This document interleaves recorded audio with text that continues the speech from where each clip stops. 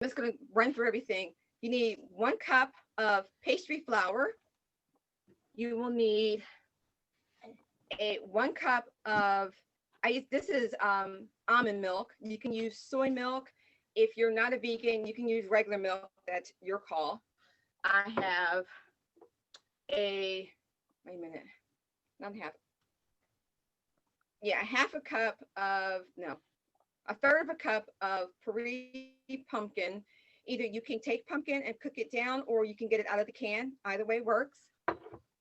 I have some maple syrup. I got a little bit of lemon juice. And here, this is a little bit of vanilla. Okay. And also we have, trying to think, oh, brown sugar, baking soda, baking powder, you can't say that, butter, and cinnamon and pumpkin spice. So the first thing we do, we take the milk, because you want to let your milk curdle up. So you dump the milk in there, and then you're going to dump the lemon juice in the bowl. And basically what you do, you put those two together, give it a stir. My assistant will stir. Thank you. You're so kind. Just stir it for a little bit. Okay. And then let that sit for about 5 minutes. So what I'm going to do is, while that's sitting, I'll tell you a little bit about my story, my background story. Okay. I'll tell you a little bit about why I started the project, which is called I Am the Face of Project. Basically, 2 years ago in December, 2 weeks before my birthday, I was diagnosed with Parkinson's. So at the time, I heard a little bit about it. As you all know, Michael J. Fox has Parkinson's, and I think everybody can relate to the fact that he, who he is, what he has done, his foundation and everything. So that was the first place I went. I went there looking for, I guess, other people, different answers. And then I found this organization called Davis Finney Foundation, and I started reading all their stuff off of their site. And after a while, I joined a couple of Facebook groups, and there was a lady on the group. She was one day like, let's celebrate our faces, because we're more than just our face. So people started putting their faces up on the group page, and I put my face up there, and I got this idea popped in my head that we should put this all together into a book. So I suggested, I said, hey, let's put this together in a book. And then everybody's like, yeah, we should. And then, people kept adding more pictures. And then finally I go, well, I'll put it together in a book. So what I did was I started collecting people's faces and stories. And I'm like, okay, I'm going to work to put this together, but I need to have a kind of like a project, so that when people go to check me out, they can see what I'm doing and hear my background story. So I got a website together really quick, and I named it I Am the Face Of, because it's talking about people's faces. And then I reached out to the Davis Finney Foundation, and I told them what I was doing. I asked them if they knew anybody else in their organization who would be interested in being part of this book. So they were like, well, let me have somebody from marketing call you. So I'm like, okay. 2 days later, I get this phone call from this lovely lady by the name of Gabby. And she goes, we do these victory summits where we go to different cities all over the United States. And we bring this victory summit together and bring people with Parkinson's together. And we have people, specialists, talk about Parkinson's and how to help other people. She goes, would you be interested in setting up a table and talking about your book and taking pictures of people? So I was like, oh, okay. She goes, well, I stalked you on Facebook. I see that you're from Philadelphia. We're going to be in Philly. At the time they reached out to me, it was July. And I said, okay. So my older son lives in Philadelphia. I told him I was going to come. I was going to, tell him what was going on. I got camera equipment together. I got all this stuff together. I ordered like business cards, banners, and everything. So I wanted to make it look really professional. Right. So I got there. During that time, I must have met so many people with Parkinson's, but I've never met a happier group of people than the people that I met. And I never laughed so hard. Everybody was really, really nice. I told them about the project, and I got so many people to take pictures. So I continued to do that even after the event was over. People kept sending me stuff in. So to make a long story short, the book came out March of this year. And basically the book is called I Am the Face of Parkinson's. And inside the book, it tells you my story, but my story has changed since then. So I have to either do another story or change the story. But I have book number 2, yeah. Yeah, I have. So there's so many people's faces, and they're like little mini stories about when they got Parkinson's and what they're doing now. And I think it's an incredible story. And all the money that we raised for the book went to the Davis Finney Foundation. So currently, before everything shut down, I was talking to women with Parkinson's to see if they'd be interested in doing the book, because a lot of people think that just men get Parkinson's, and a lot of women get it, but not as much as men. And sometimes it seems that being a female, when you go to a neurologist, you're always like, you have different symptoms than the men do. So we were talking about that. And I know a couple of people, females who have Parkinson's, they thought it was a great idea. So I'm working on getting faces together for that. And yes, there's probably going to be another book coming out with just the women in that book. But I thought that it'd be something really nice to do. But also to, oh, side note, also too, with the working with the Davis Finney Foundation, they actually asked me to be one of their ambassadors. So I'm an ambassador for the Davis Finney Foundation. So whenever I go out to talk about Parkinson's with people, I represent not only their organization, but my little small me thing as well too. So I'm very excited about that. So Yeah. that's my short version story. Okay, so now it's been 5 minutes. Oh, anybody has any questions, please feel free to interrupt. I'll answer any questions. If I'm going too fast, let me know, because some of them I have a tendency to talk too fast. But now that your milk and your lemon juice is starting to curdle, what you're going to do, you're going to add all of your liquid ingredients. So we're going to add the maple syrup. I'm sorry, just going to hold the bowl. Okay, maple syrup. You're going to add your vanilla. You're going to add the pumpkin puree, which will not come out the bowl. Yeah. Okay. It's a good thing you guys aren't eating this because I'm using my finger. Just say ew. Sorry. You add the butter in there. Well, Yeah. Okay. All right, and I'm gonna give you a spoon to stir it with. Just stir it up for me. Okay, she's gonna stir it up. Okay. Then besides just regular cooking, we also, the two of us, because she helps out a lot, we also preserve. Now, I'll tell everybody the shortage of jars. I must had at least over 100 mason jars that I have stuff in. We made salsa this year. We made jams, barbecue sauce, hot pepper jelly. We made chutneys. What else we made? making pickles. We made pickles. We've made Sloppy Joe starter, tomato sauce, tomato paste. I have a whole cabinet and I have a whole part of my pantry all filled with stuff that we've made just over the time that we've been.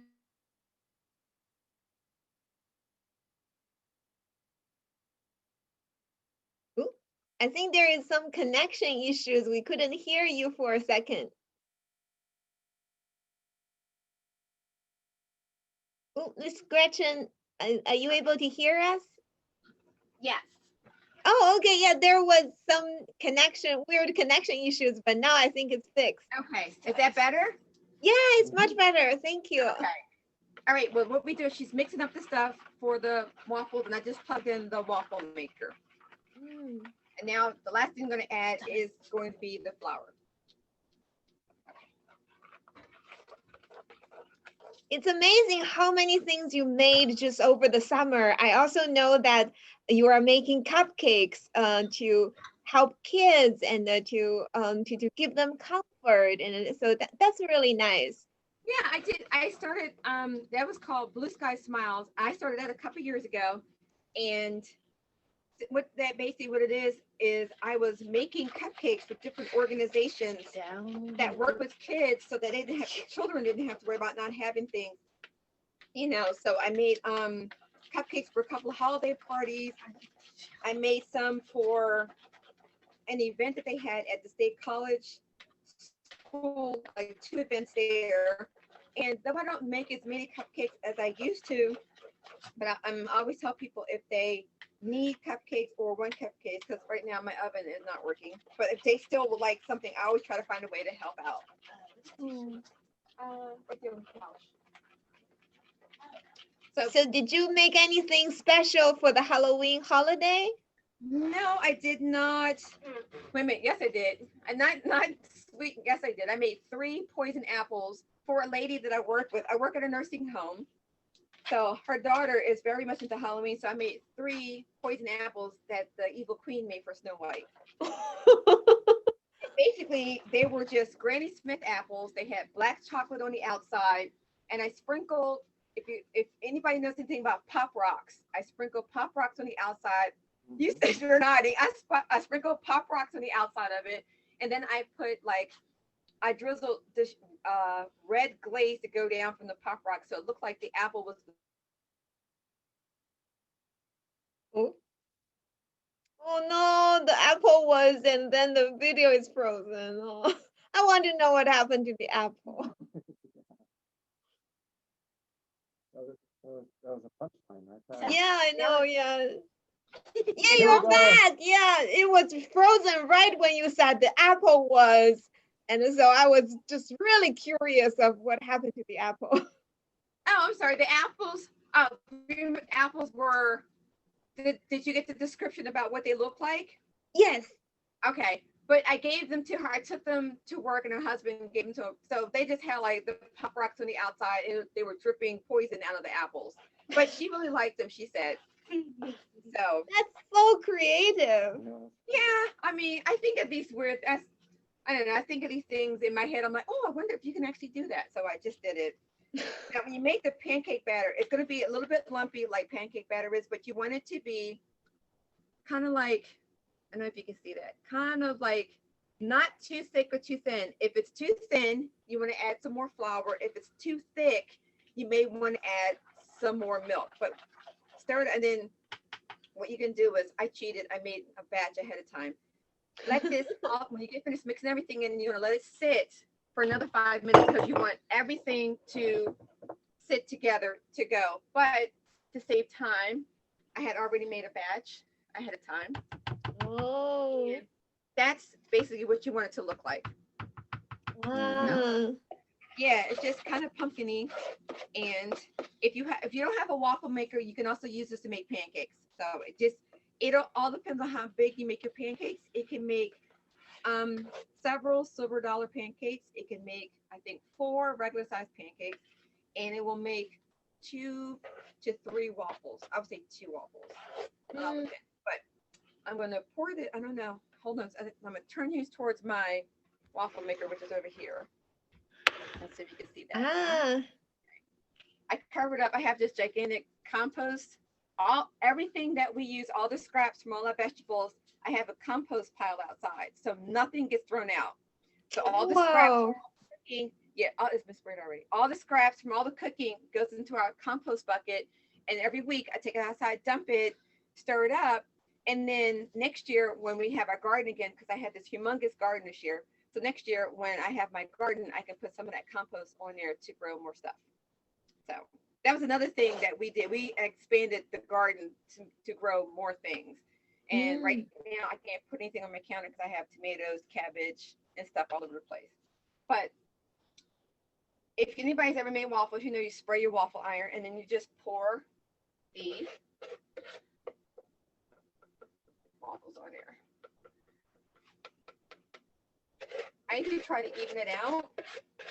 And usually at my house, every Saturday or Sunday, because Kiki doesn't work, she works Monday through Friday. I still work on weekends, but in the mornings on Saturday or Sunday, I will make her either pancakes or waffles.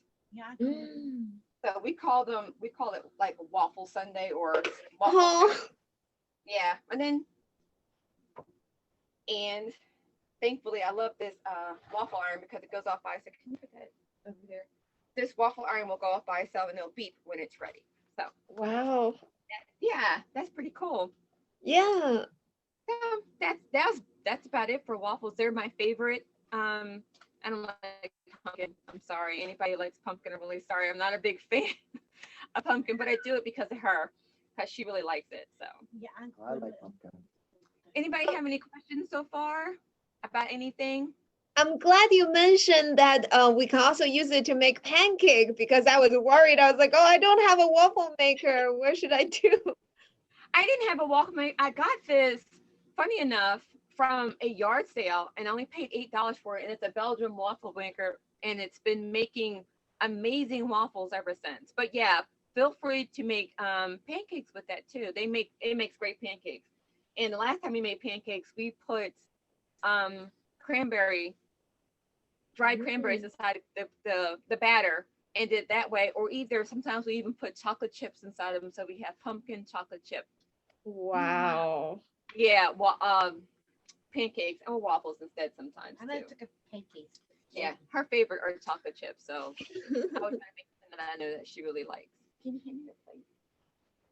So yeah, the waffles don't take too long, and so Yeah, I'm curious, like, what's everyone's favorite flavor? Addie, what's your favorite flavor if you make waffle?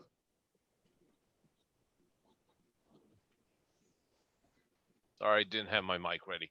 I have to go with chocolate. Come on. I've made chocolate waffles before when my younger daughter lived at home. I've made her chocolate Nutella waffles. Mm. So that's where it's really just take your if you want to take a regular pancake batter and put some melted chocolate in there, or put like maybe a couple tablespoons of Nutella in there, mix it up. She said they were really good. Yeah, Ooh, I can't have all that sugar, but she really liked it. nice. Yeah. Anna Maria, what about you? Depends if I'm in the mood for sweet or savory. For savory, I like wild rice and mushroom. For Oh. sweet, I like combining chocolate with almost anything. Oh, Sounds good. I didn't know you can do savory pancake. I mean waffle. That's awesome. Oh yeah. Yeah, you can make any type of waffles. You can make it with leftover rice. You can use mashed potatoes. You can Yeah, use regular butter and just make it salty. I'm into the weird and creative, so yep. I like Nice. to Yeah. say creative. To say creative. Yes.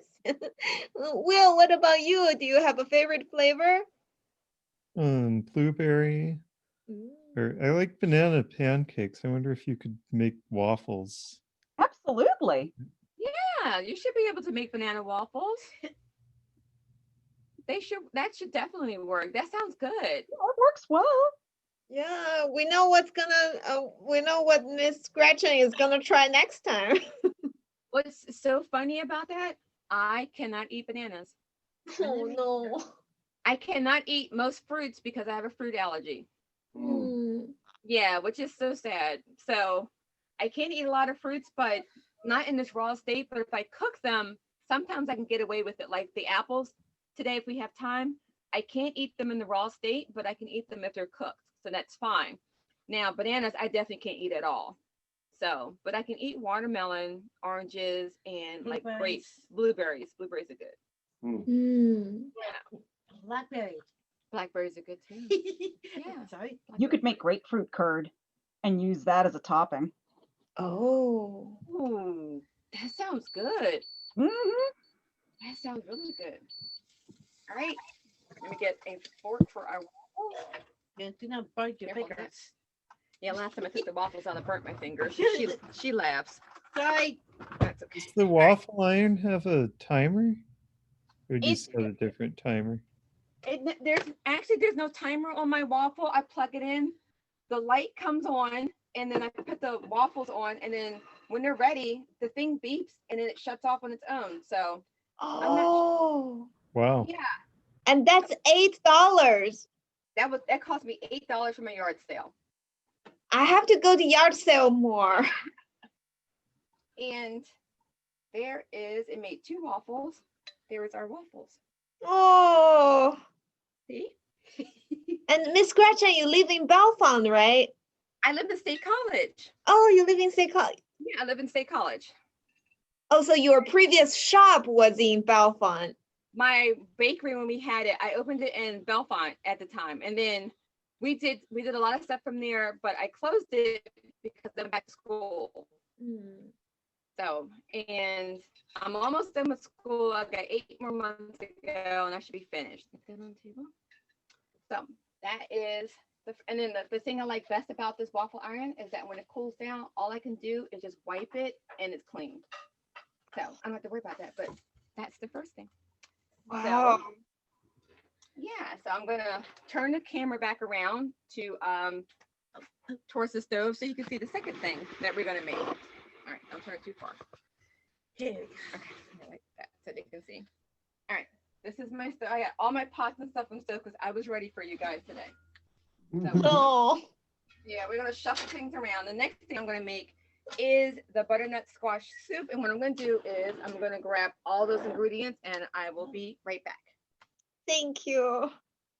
No, I'm really tempted to buy a waffle iron, but $8 is such a good deal.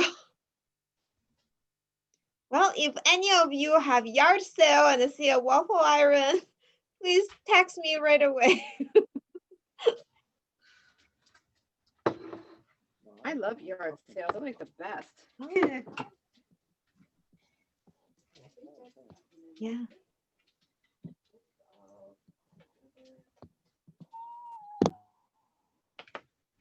Goody, no.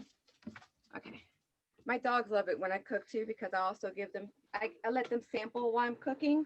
Oh, And and tell someone who actually is a spoiled person, I make my dog's food as well too. They do not eat regular dog food. I make their food from scratch, which usually is turkey, rice, and peas. Sometimes it's I'm trying to think what else, like maybe some kind of ground beef and rice. Or sweet wow. Yeah, and for Thanksgiving, they usually get turkey, cranberries, sweet potatoes, and stuffing. That's what they had last year. Yeah, they're spoiled.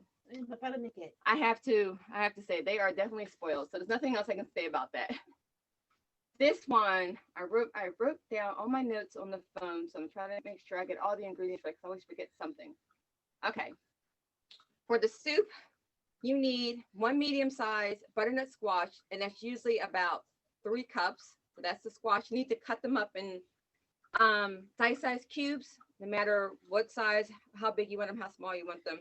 You have 2 options. You can either take your butternut squash, slice the whole squash in half, put a little olive oil on it, salt and pepper, and then lay it face down on a baking sheet and then put it in the oven and just bake it for 35 to 40 minutes. Or you can take your butternut squash, cube it, and then steam it. Or if you don't want to go through the cutting process, because for me to cut that butternut squash up was not fun at all, you can buy it already cut. You can get that from Wegmans or Trader Joe's and then just dump it out of the package and just steam it. So you have options. And my thing with, one of the things with having Parkinson's that I always think is funny, since I love to cook, sometimes I can't smell what I'm cooking. Sometimes I have to taste it. If I make it and I taste it, I can't really taste it.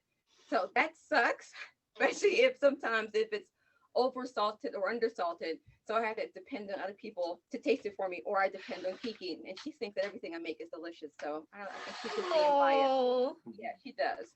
So it's just that's the squash. So 3 cups of squash. You need 3 to 4 pieces of garlic minced up. Once again, you can either cut that or you can buy garlic already minced, chopped. There is pepper. There is, I think, curry, red pepper flakes, and you need 1 medium-sized onion. So I cut everything up and I just put everything on the plate. So, and then also, curry, I can put that right there. Mhm.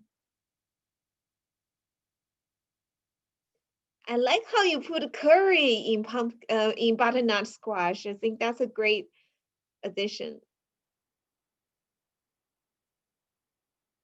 I figured that cut out most of the problem of having to worry about that. And I think that's it. I think that's everything. Oh, coconut milk, soy sauce, and a little bit of maple syrup in there. So that's all in the same jar. So all I'm going to do is take this, and you need a little bit of olive oil. Let me give me the olive oil. Just like 1 to 2, I say 1 tablespoon of olive oil, and you're going to put that in the pan. The other one is already open. Yeah. And besides the fact that I like to cook, I have a son. He works up here who loves to cook too, and he always tells people that he would come to their house and cook for them if they're interested. So if anybody's interested in having someone come to their house and cook, I will say he is an extremely very good cook. So that's truly serious. He will come to your house and cook for you. That's my brother. All right. Get everything in there. First, we're gonna start off. I put 1 to 2 tablespoons of olive oil. You can use vegetable oil on it, but the only thing, the difference, I like the olive oil because it doesn't heat up as doesn't the vegetable oil makes it kind of like fry. The olive oil kind of I'm trying to think of the right way to say that. The olive oil doesn't give it any flavor and it doesn't actually fry your stuff. So if that makes any sense to anybody. First thing I do is I usually add in the onions.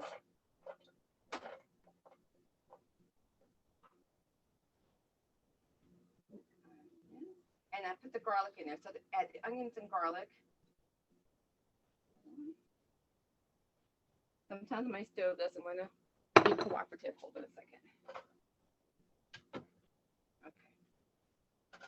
I'm turning it up a little bit.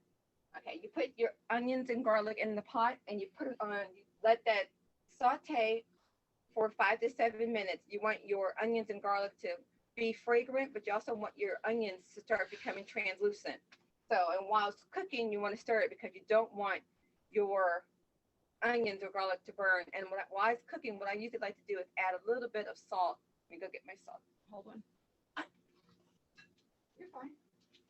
And then while they're cooking, I usually like to sprinkle a little bit of salt. And the purpose of adding the salt to it is to draw the water out of the onions and the garlic. So you can stir it. So it takes about 5 to 7 minutes. Not 3 to 5 minutes. Cut down the time.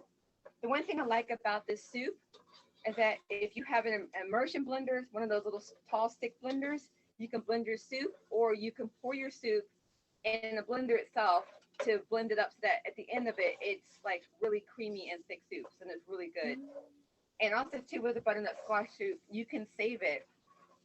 And in my freezer, I just bought a freezer. We have 16 quarts of soup that we've made and froze.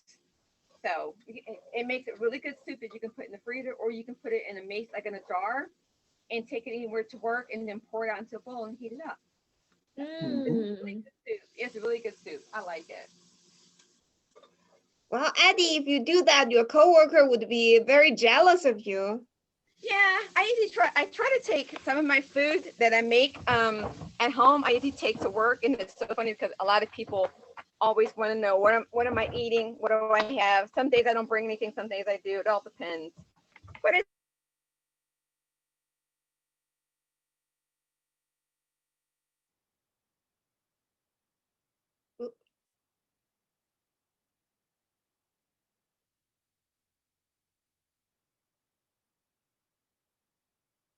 okay.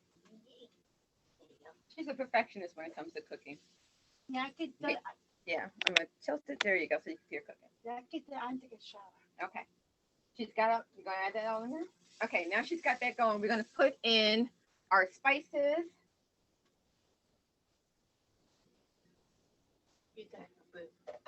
And the coconut milk, the soy sauce, and maple syrup.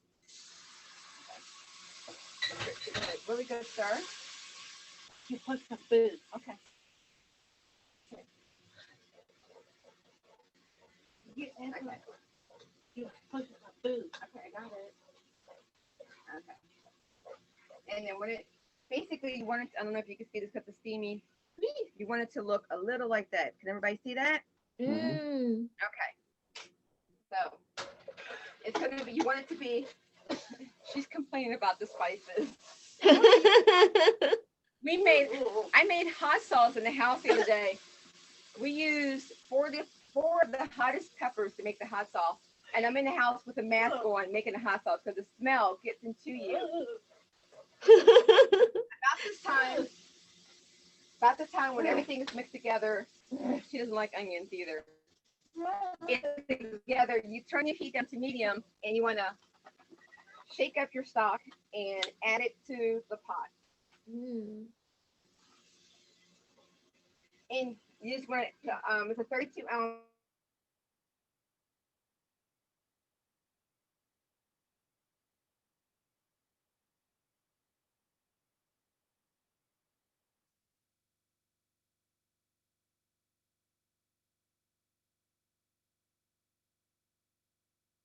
chicken stock, make sure that you add some 1 to 2 tablespoons of curry paste in it so you can give you that kick that you want. Stir that all together. And the last thing you're going to add in there is the Butternut squash. butternut squash. Sorry. There you go. And you just want to cook that soup on medium for 15 to 20 minutes. And then when it's done, I will blitz it up so I can show you what that looks like. Oh, Yeah. sorry. Oh, so butternut squash is the last one to be added to the pot.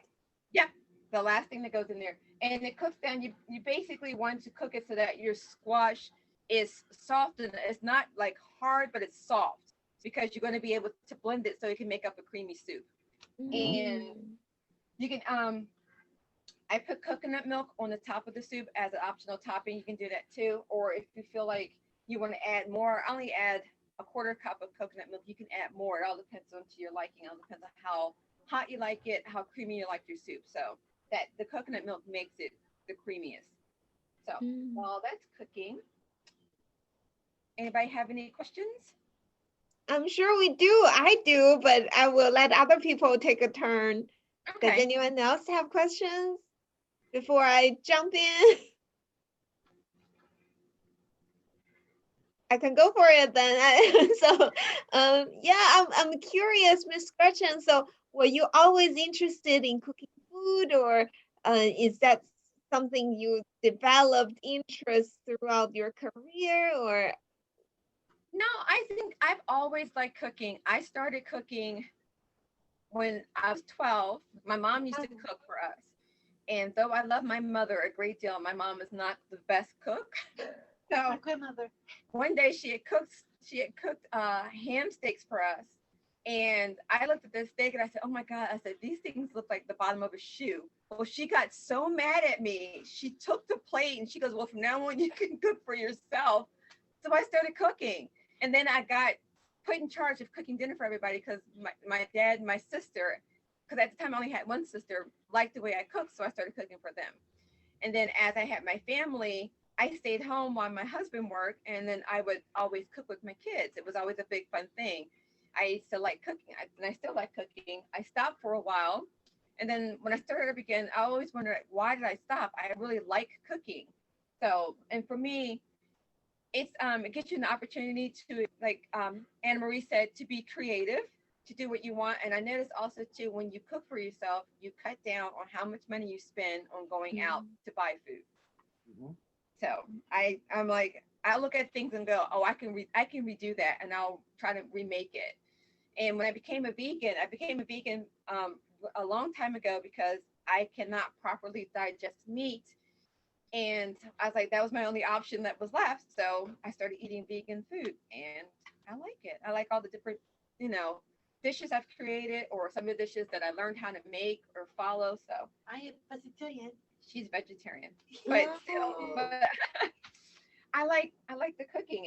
It's fun. It's, I don't know. I guess it's my happy place is the kitchen. I've always liked cooking. Yeah. Yeah.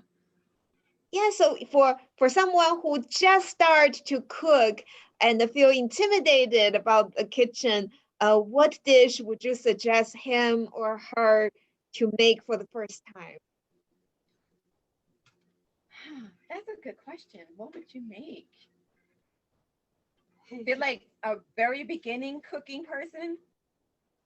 Yeah, because we did hear someone in the group and are like, oh, I'm just starting out, and then it all looks so overwhelming. I don't know where to start. And Oh my God, I'm trying to think. What's the simplest thing? The simplest thing to make, believe it or not, is soup.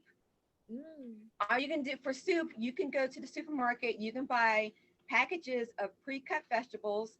You can get if you're not a vegan, you can get like the package of the chicken that's already cut. You can get yourself buy some stock, and you can get potatoes, cut the potatoes up, like cut your potatoes up, get all your vegetables together, just throw all your vegetables and stuff into I would say all the vegetables and chicken into a pot, a little bit of oil, not a lot of oil, maybe 1 or 2 tablespoons of oil. Cook that for about maybe 3 to 5 minutes. Put your stock in there, put your potatoes in there, put it on simmer and let it cook for about 30 minutes. And before you know it, you actually have soup. and that's the easiest thing you can make. Mm. Yeah, I would say rice, but rice is hard because doing rice from scratch can be hard. It takes about 45 minutes unless you have instant rice. And if instant rice, you can do anything with that. You can add vegetables. You can add frozen vegetables like peas to that, peas and carrots, and you can add some meat to that. You can have a meal right there. So I would say start. Just look and just start. Yeah. Yeah, yeah. How about Or question, either, do you do a vegan Thanksgiving? yes, I do. I Oh, do. wow. What's your son- Thanksgiving menu? Yeah, my last year, I can tell you last year because this year I'm working on Thanksgiving, but last year my son came over and we took a head of cabbage and we made a orange glaze sauce, salt and pepper, butter and everything, and we put that all on top of the cabbage and we roasted the cabbage in the oven. So that was my main thing was that. And I did have this stuffing with the soy sausage in there. We had mashed potatoes. We had cranberry. I made the cranberry sauce from scratch. It was so good. And then we had green beans because I love green beans. And we had Brussels sprouts with some of that orange glaze sauce on it as well too. And then they had their turkey because my son made it today. They had their turkey and their gravy and stuffing. stuffing, yeah, and sausage stuffing. But it was so good. Yeah, this year I have off Black Friday, so she'll be at work. I'm not sure what I'm gonna make for Thanksgiving dinner because I'm gonna make something for the two of us. So I don't know. I might make something. The year before last, my daughter, when she was living here, we made a wheat gluten that you can make into a turkey. So I didn't buy a turkey. Wow. She actually made it. So it takes a while for her to make, but maybe I'll do that. And if you braise it right and cook it right, you can slice it and it tastes, oh my God, it's so good. It's really, really good. But yeah, so this year I'm not sure what I'm going to make, but yeah. Yeah. Now I have to ask, are you thinking about opening a vegan restaurant in State College?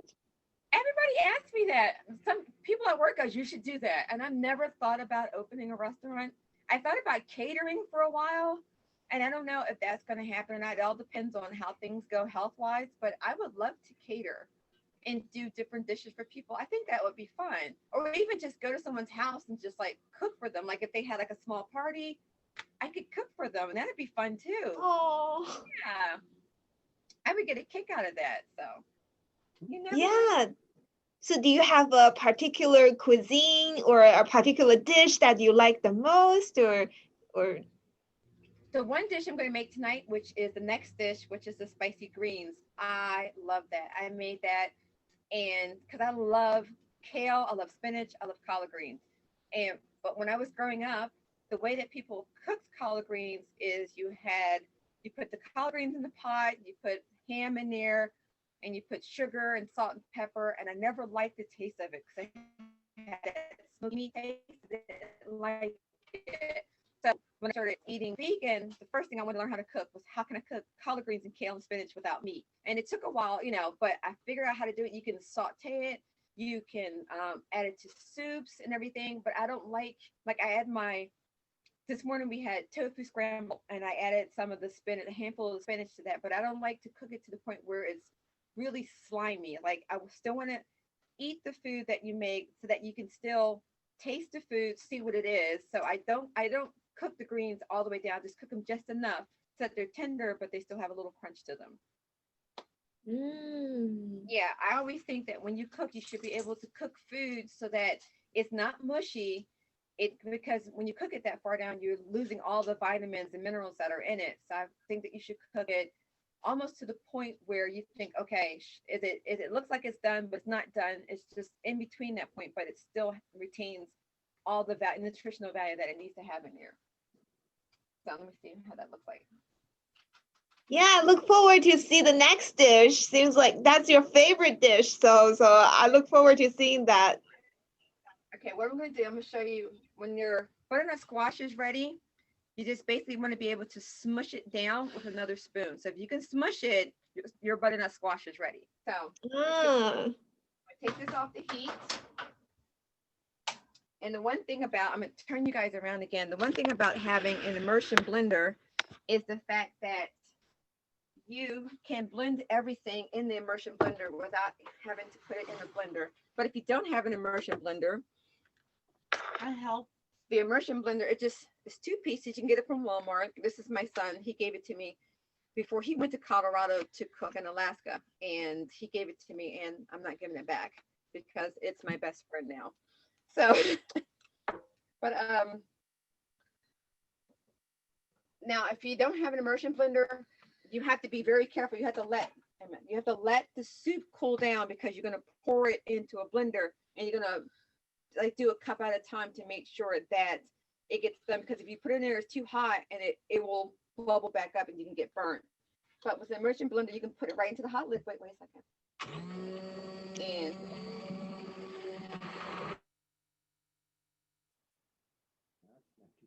Yeah, I know what I want to have for Christmas.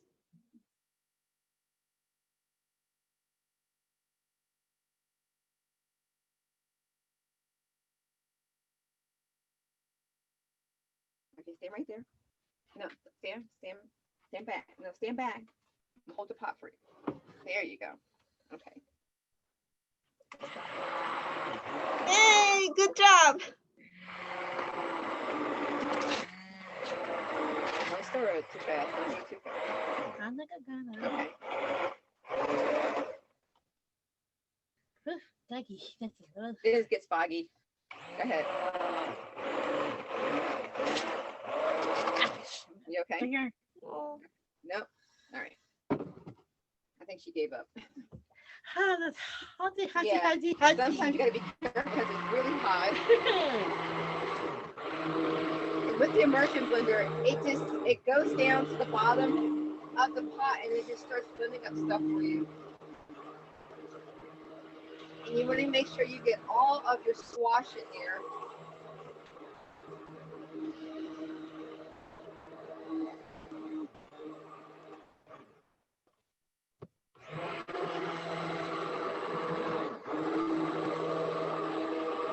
In the refrigerator, there's a can of coconut milk. Yeah. It should be, is it on the door? Down there on the door. Usually what I do towards the end of doing the soup, I try to add just a little bit of coconut milk. Hold on 1 second. I don't even know what I did with it. I was just balancing there. yeah, I know.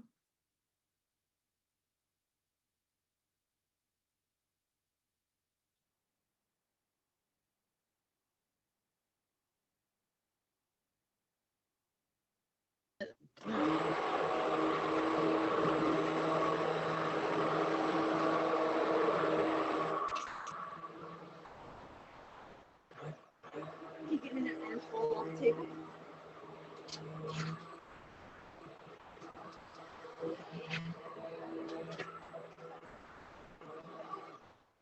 Okay. Okay. And My business is like yard. oh yeah. And what I do is now whenever I make soups, I always make bread to go with my soup, but I didn't make any bread today. I usually make bread to go with my soup. You could make collard green bread. It turns out really good and really pretty. Oh, that's awesome. And there's, oops, I can't turn it, the bowl. So there, wait a minute, let me pour some of it out so you can see the soup, but I'll do it this way. That's basically what the soup looks like. Mm. See all the spices in the soup. Some of the squash is still there because I don't like to cut them off, but that's what the soup looks like. And you want to make, if you want to make it thicker, you can add more milk to it, but I kind of like it just like this. And there you go. So that's my soup. Okay, I'm gonna put that on the table. So there, that was that. So my last dish is my favorite dish, which is the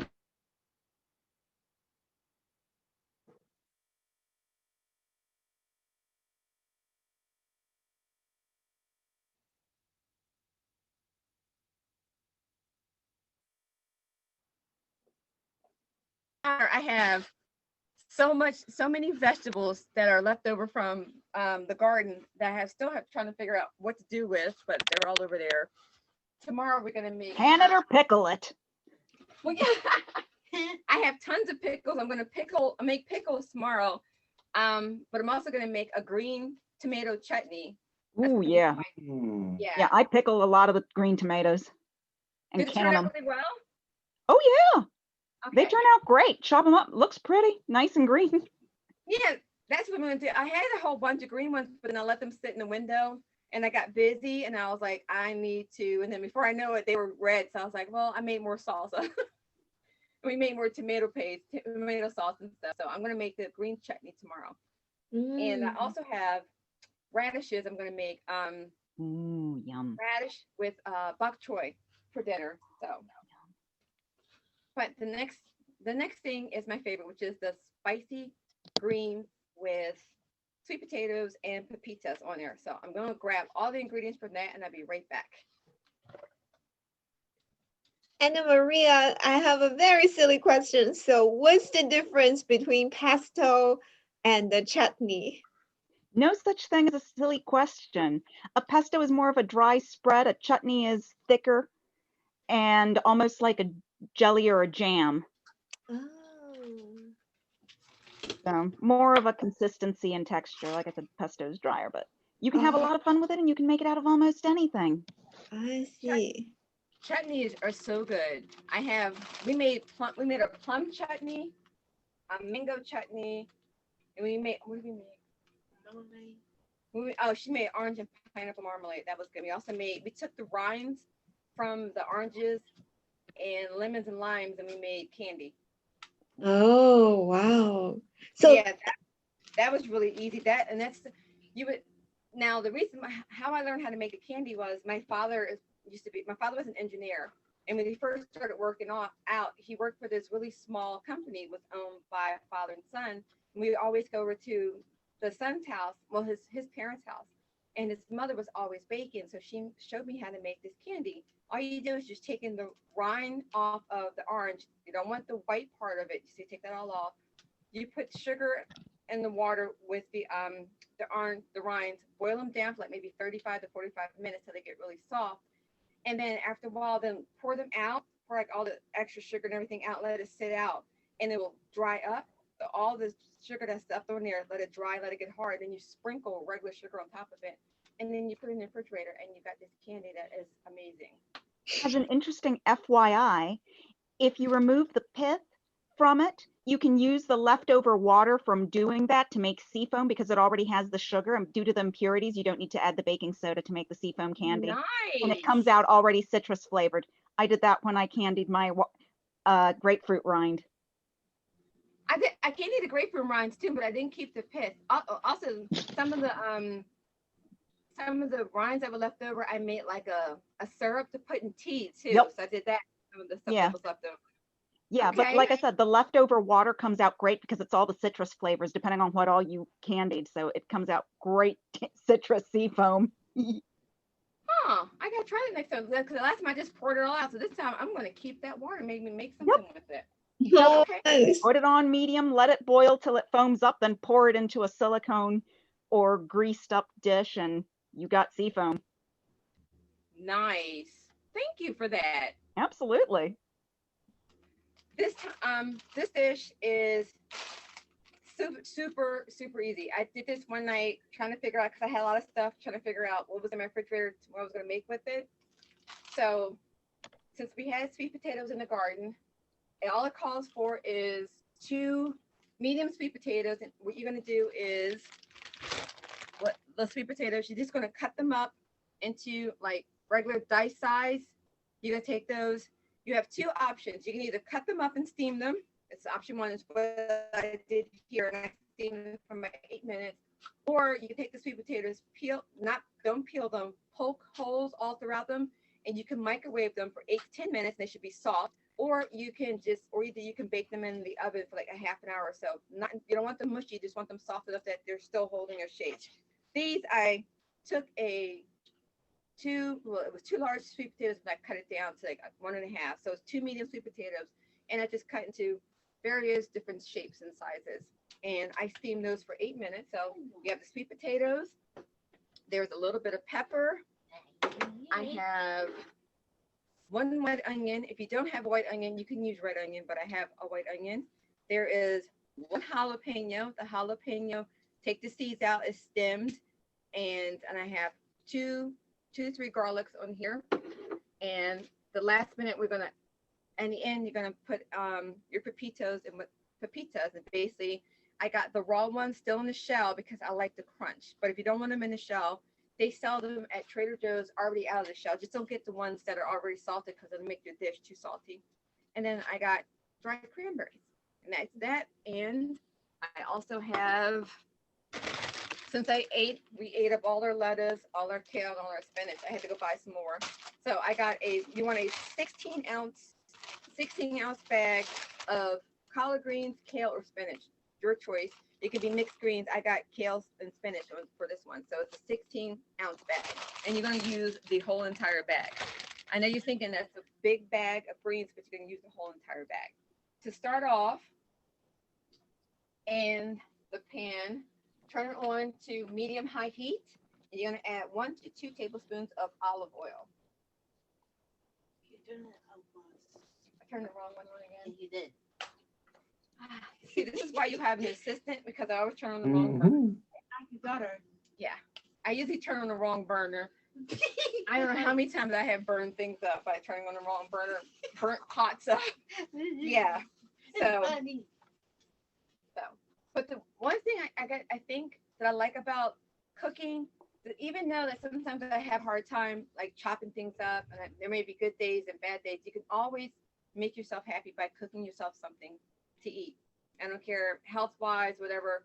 It makes me feel good about being able to still do that. That's why I still work, because I still work with the residents at the nursing facility. I like going out there too, because I may play the piano for them.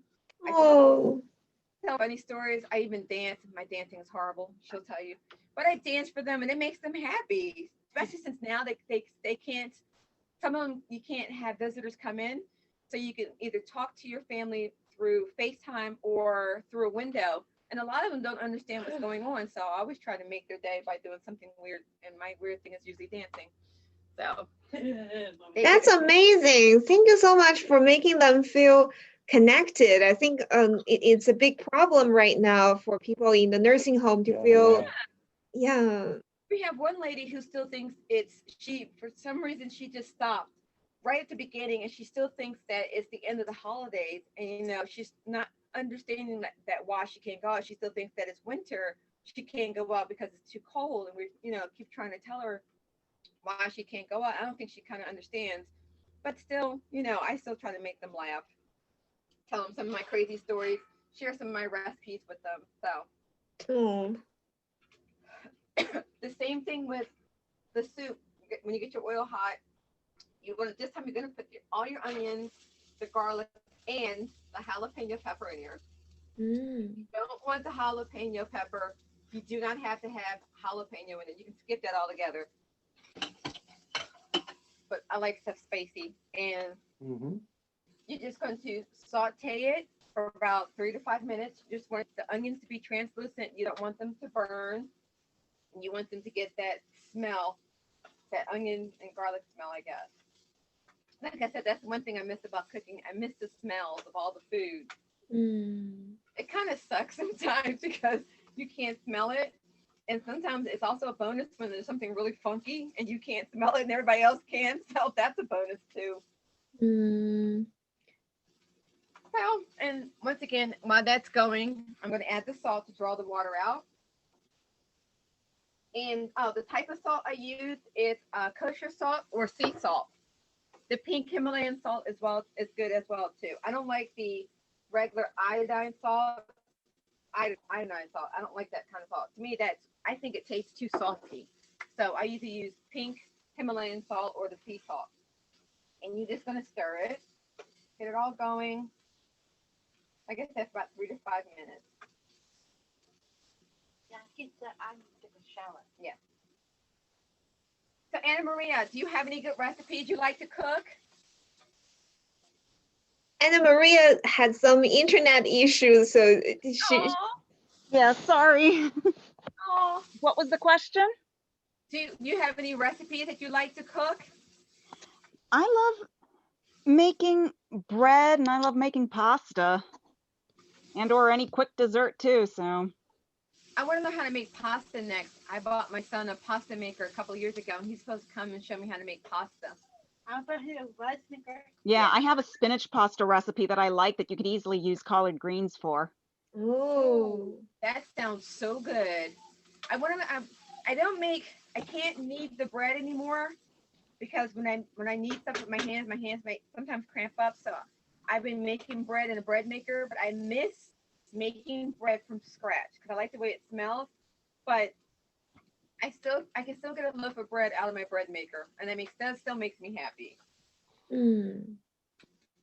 Okay, now that she's been doing that, what are you gonna do with the collard greens and the kale, whatever kind of greens you want to add a handful at a time. And every handful that you add, you're just going to stir it. And you're going to wait for it to slightly wilt. You don't want it to get too much. You just want it to wilt just a little bit. And then you're going to add in your next batch.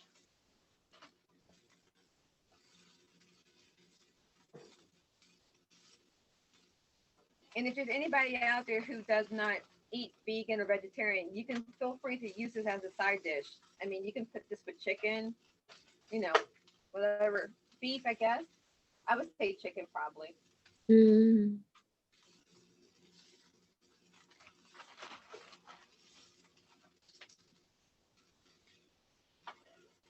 Miss Gretchen, if I can go back to the I Am the Face project, I just thought that project is so neat because it's like you're not trying to avoid talking about the diagnosis, but also you don't let it define you. You don't let it define other people. You collected a lot of images, and I thought that I have never seen such a project before. I thought that idea is really neat. Well, thanks. I always tell people Parkinson's is just a neurological condition that you have. It's not who you are. I mean, it's just something a little bit. I always say it's a little bit something extra that you've been sprinkled with to make you more of a unique person than you already are. Oh, So, I like that. I mean, you have your good days, you have your bad days, but my thing is, I always try to make people not focus on the disease, focus on what the things that you can do. On the bad days, focus on what you can do. So if you can only get out of the bed and just go into another room and sit down, you got out of bed. On the good days, try to do what you can do. I must admit, I'm the one person I will overdo it. As my sister always tells me, I will overdo it. But I still try to do as much as I can do it until I can't do it anymore because I don't want to give up and say that I just quit before I had a chance to do it, to do the things that I like to do. And That's such a good attitude. yeah, well, yeah, that's why I still cook because it makes me happy and I want to do the things that make me happy while I can. And I don't think you just do something that makes you happy because you are also actively trying to do things that makes other people happy. Yeah, I don't like to see people, suffer or be sad about the situation that they're in. I mean, there's always somebody else who's worse off than you. I mean, I have Parkinson's. True, there's somebody who may have terminal cancer. There may be somebody who has this, who has that. And over the 2 years, things have progressed. I now have a cane that I walk with when I'm outside my house.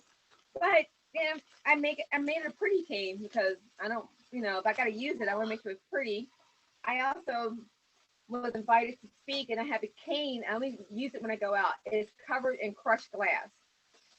So yeah, I love that cane. It's very pretty. I made that when I went to when I was at the Davis Finney event in Philadelphia. So, but now that what you want, yeah, you're doing good. What you want to do is with all your greens and everything, you want to cook the greens down. Hold on, let me take this off, and I'm going to show you what that looks like. You took it off, and your greens are going to cook down to just like this. So they're not wilted; they're just like still green, but they're cooked down just enough. You want to turn your heat down from medium high to medium, And the last thing you're gonna add in is all your sweet potatoes. Mm. I'm glad you showed us because I'm just gonna cook until they're all wilted, but I won't do that since you showed Yeah. us.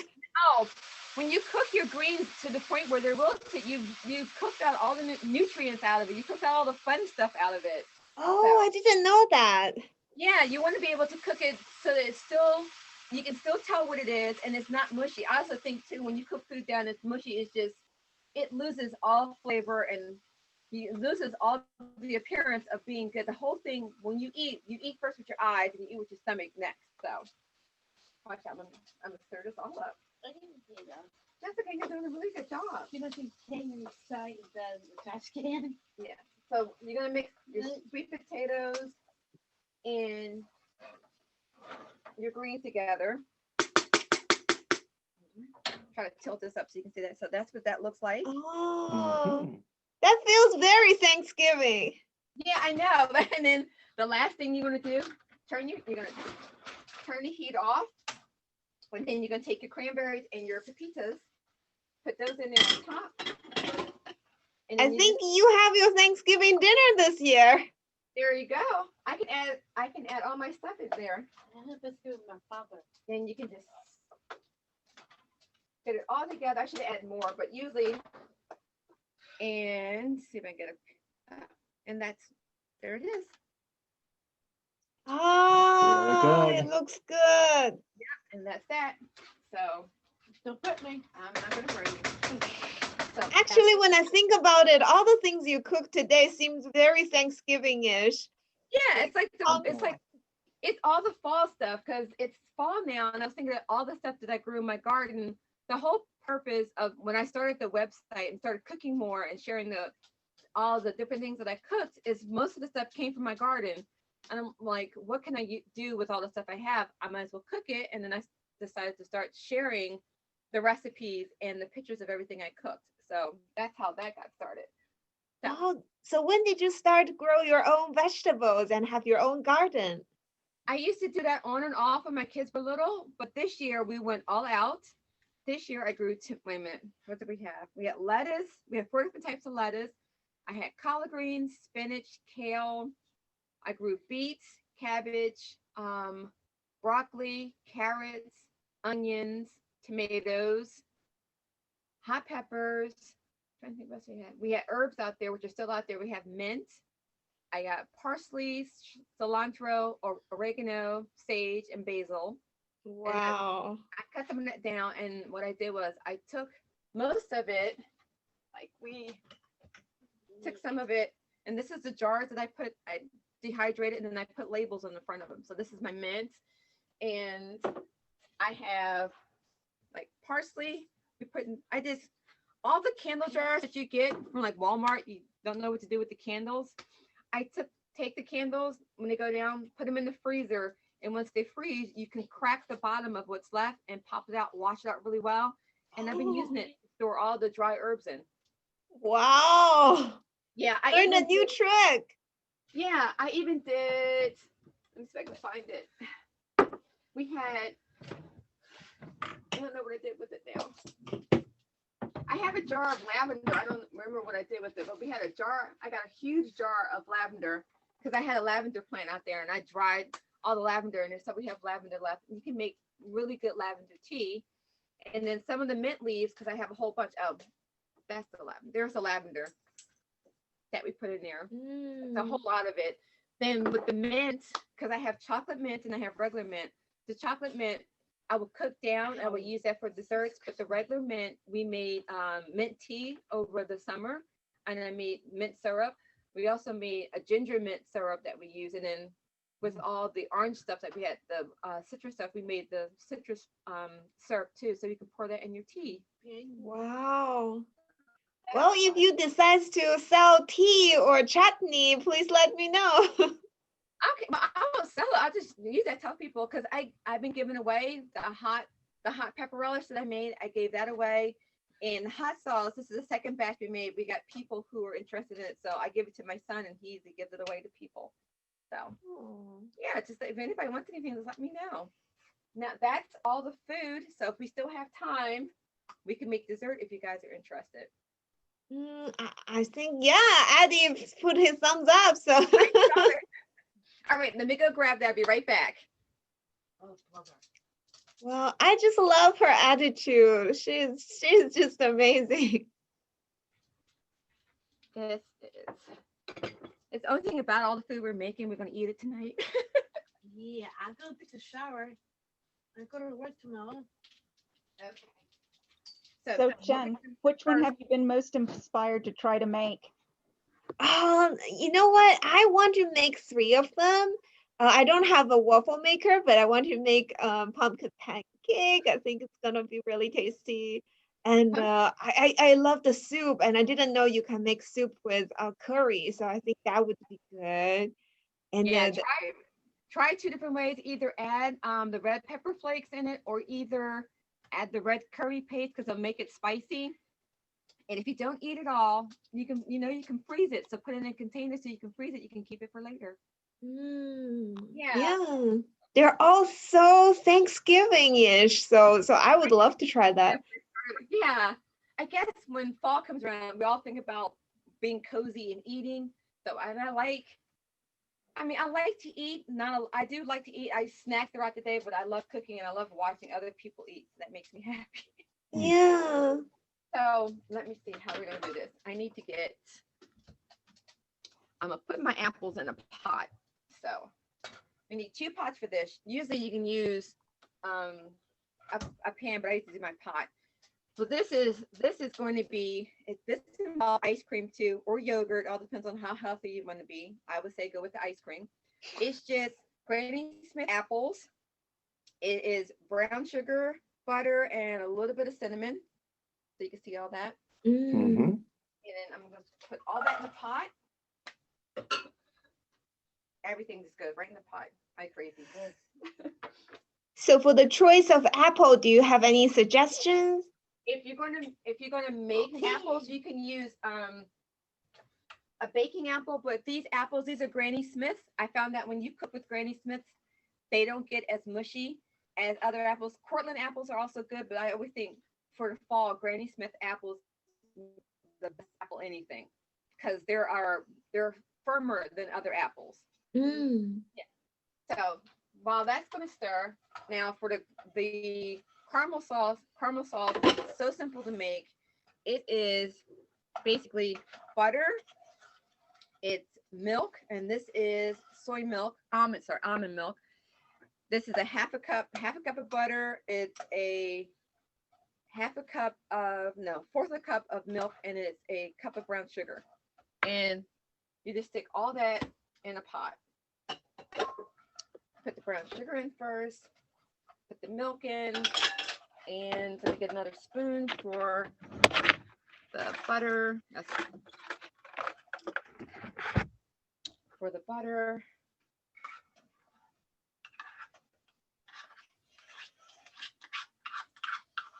And you want to cook your apples and everything till it's all blended in together. That takes about maybe 3 to 5 minutes, not a long time.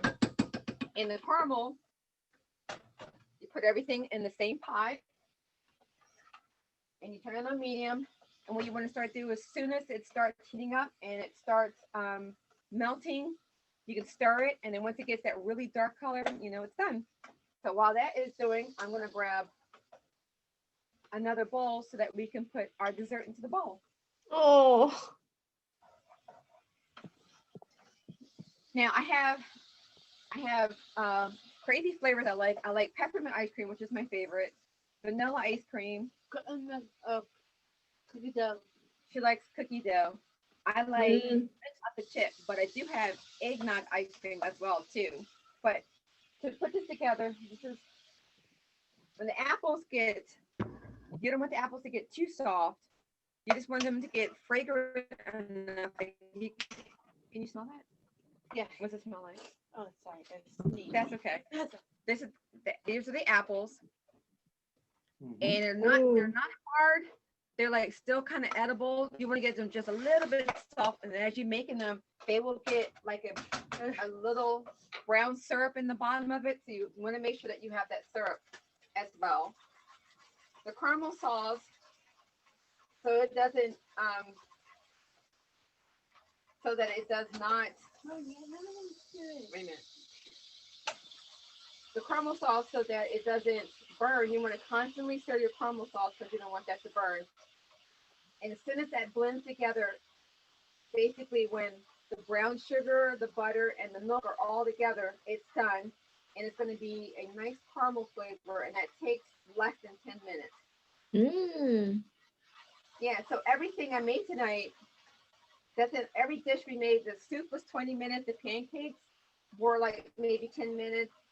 The sweet potatoes and greens, I would say maybe about 10 to 15 minutes. And this dish, this dessert is less than 10 minutes. Yeah, you are proving that within 2 hours, Thanksgiving dinner could be ready. That's true. And you can turn that off. Now, when you're done, oops, let me see. Oh, hold on.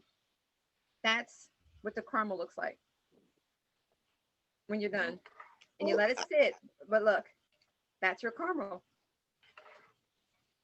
And to make it salted caramel, which is what this dish calls for, you take a little bit of your salt, just a pinch, and sprinkle on the top and stir it. And as it sits, it starts to thicken up. Yep.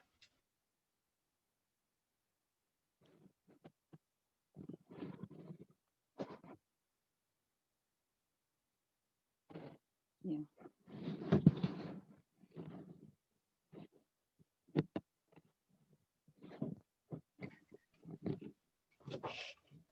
Yay! Yeah, I mean, maybe not this year, but if the pandemic is over and you give out this dish to kids at Halloween, I bet they would be really, really happy. Oh my gosh, I think so. So what you want to do is, okay, got the ice cream in the scoop. Oh, I forgot to tell you about the cookies. Oh, the best part.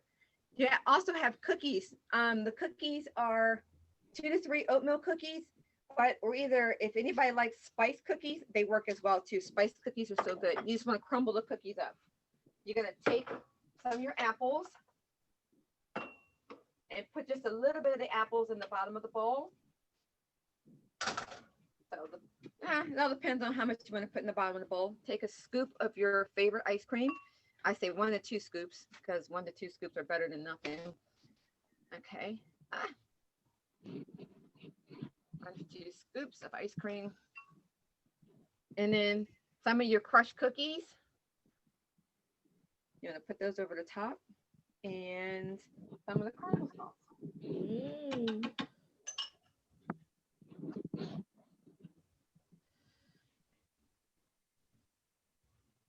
And hold that.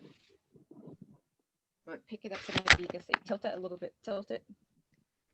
And Oh, nice. yep.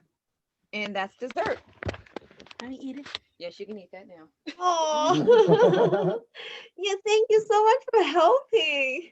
Yeah, that's what she gets for helping. She likes cooking because she always knows that either she gets to taste or she gets something to eat. So yeah, so she gets dessert first. Nice. Yeah, so that's everything. That was